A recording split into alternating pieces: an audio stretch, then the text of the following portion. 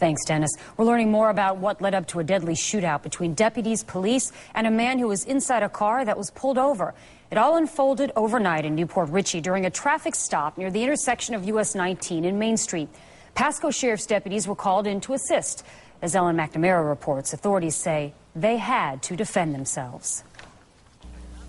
These bullet holes are a result of what happened when, according to police, a man inside this car fired at two Newport Richey police officers and a Pasco County deputy. Everything that we do has risk, and when you do a traffic stop such as this, it's just an unknown risk. Newport Richey Police Chief Jeffrey Harrington knows his officers could have been killed after they pulled over this Honda Civic, and he says recent murders of local officers are always on his mind. Before 2 this morning, Harrington says his officers called for backup.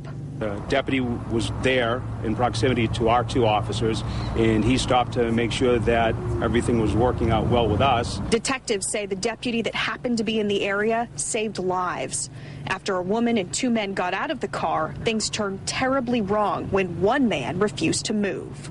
Our deputy yelled out, "Gun," and one of the Newport Richey police officers backed up. And as he withdrew, there was a shot that came out of the car, and he was able to literally dodge the bullet. Seconds later, the chief says his other officer and the deputy fired back. You know, it's unfortunate when somebody's killed, but law enforcement officers definitely have the right to defend themselves. What did you tell the officers this morning, particularly the one that could have been killed?